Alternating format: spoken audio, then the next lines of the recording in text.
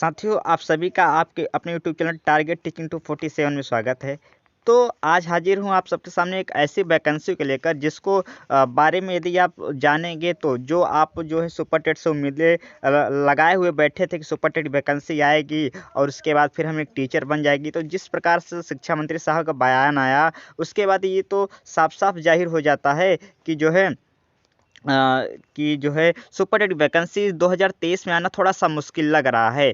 यदि मान भी लेते हैं कि नहीं आएगा तो फिर आप लोग आपके अंदर एक चिंता रही होगी कि सर यदि सुपर टेट वैकेंसी नहीं, फिर क्या हमारी तैयारी करना, फिर मैं किसकी तैयारी करूँ, फिर क्या मैं टीचर नहीं बन पाऊँगा? तो उन सभी बच्चों के लिए एक बहुत ही बड़ी यहाँ गुड न्यूज़ निकल के आ रही है। आप देख सकते हैं कि DSSB 2023 की वैकेंसी आने वाली है और एक बम्पर वैकेंसी होगी। इतनी वैकेंसी होगी कि जो यदि आप मेहनत करने वाले बच्चे होंगे तो जो है पक्का है इसमें आप अपने एक सीट सुरक्षित कर पाएंगे। यदि आप मेहनत करने वाले बच्चे होंगे, यानी मेहनत करने वाले बच्चों के लिए यहाँ पे एक आशावादी एक खबर निकल के आ रहा है। तो यदि आप चैनल पर नए तो सब्सक्राइब कर जुड़िए, जिससे आपको हमेशा टीचिंग एग्जाम संबंधित सभी जानकारी सबसे पहले मिल जाया करे। आइए बढ़ते हैं गुड न्यूज़ के बारे में। तो देखो बेटा, DSSB 2023 पहले तो समझे कि वैकेंसी कब आएगी। देखो बेटा, जिस समय इसमें हलचल हो रही है, इससे यही लग रहा है कि ये वैकेंसी आपका अप्रैल से, माफ़ करिए, मई से जून के बीच में इसकी वैकेंसी आने की पूर्ण संभावना है।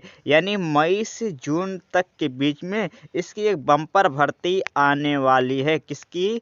DSSB की एक बम्पर भर्ती आने वाली है। अब आप पूछोगे कि सर DSSB में कौन कौन भर सकता है, क्या मैं उसके लिए एलिजिबल हूँ कि नहीं हूँ, कौन कौन से सब्जेक्ट होते हैं, इन सभी के बारे में हम चर्चा करेंगे। तो देखो साथी, एलिजिबिलिटी क्या है? पहला तो यही मांगा है कि PRT के लिए, प्राइमरी टीचर के लिए, कि आपका 12 में 50% अनिवार्य अंक होना जरूरी है। ठीक, यानी 12 में आपका 50% अंक हो तभी आप इसके लिए एलिजिबल है, पहला चीज़। दूसरा चीज़, आपने डिप्लोमा कर रखा होगा, DLED कर रखा होगा, या BLED या फिर BEd कर रखा होगा।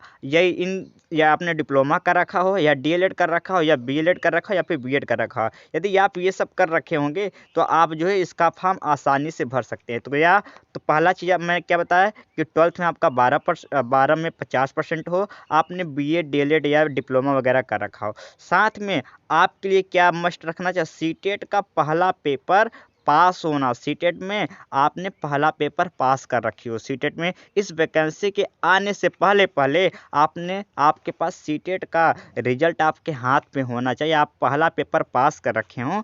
और कितने कितने नंबर से? यदि आप जनरल हैं तो आप कम से कम आप जो है 90 नंबर सीटेट में अगर आपका है तो आप फॉर्म भर सकते हैं। OBC से, यदि आप दिल्ली के हैं मूल निवासी और OBC से हैं तो आपका 82 नंबर में ही आप पास हो जाएंगे सीटेट, और SC ST है तो 82 नंबर। इस तरीके से यदि आप जनरल हो तो 90, OBC SC ST हैं दिल्ली के, या फिर SC ST तो दिल्ली के हो चाहे जहाँ के, वहाँ इनको 82 नंबर। लेकिन OBC वाले यदि दिल्ली के हों तभी इनको 82 नंबर पास करने को में इनका गिना जाएगा, नहीं तो इनको भी 90 नंबर ही लाना होगा। तो इस तरीके से आपने 12 पास किया हो, BLED DLED वगैरह किया हो और सीटेट पहला पेपर पास हो तो आप इसके लिए एलिजिबल है, आप इसका फॉर्म भर सकते हैं। अब सबसे बात करेंगे महत्वपूर्ण कि आपका एज। तो बेटा देख रहे हैं, जनरल की 30 साल आपका एज होना चाहिए।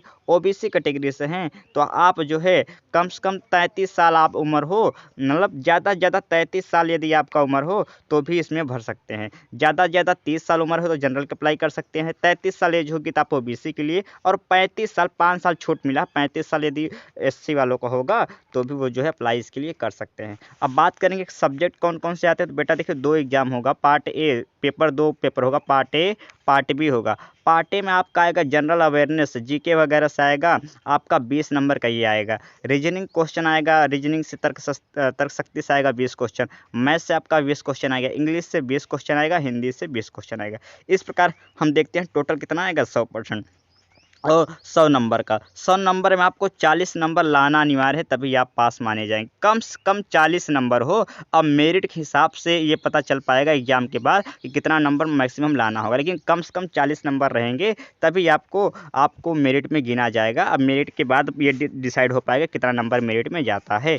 तो इस तरीके से देखेंगे पार्ट बी वाले में। तो पार्ट बी में जो पेपर होगा पेडागॉगिक होगा, शिक्षण शास्त्र से होगा, और 100 नंबर 100 क्वेश्चन इसका भी रहेगा। और इसमें भी आपको 40% नंबर लाना अनिवार्य है, मिनिमम मार्क्स 40% है इस तरीके से। तो पार्ट ए पार्ट बी कुल टोटल 200 नंबर का रहेगा, जिसमें 40% नंबर लाना, मिनिमम मार्क्स इतना लाना अनिवार्य है, ज़्यादा ज़्यादा आपकी मेरिट पर डिपेंड करता है कितना लाना होगा। साथ में आपका इसमें निगेटिव मार्किंग रहेगा, 1/4 निगेटिव मार्किंग रहेगा, 0.25 नंबर ये निगेटिव मार्किंग रहेगा। तो इस तरीके से आप जो है, आपको मैंने सारी चीज़ें बता दी कि D-SSC वैकेंसी कब आएगी, उसमें क्या क्या योग्यता चाहिए और उसके क्या क्या सिलेबस है, सभी चीज़ों के बारे में हमने आपको जानकारी दे दिया है।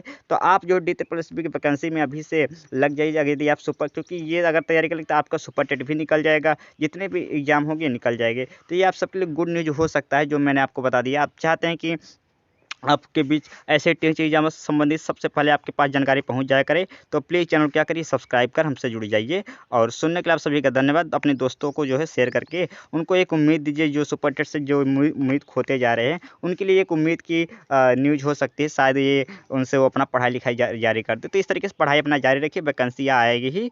चलिए, तो आज का सेशन यहीं रखते हैं। सुनने के लिए आप सभी का धन्यवाद।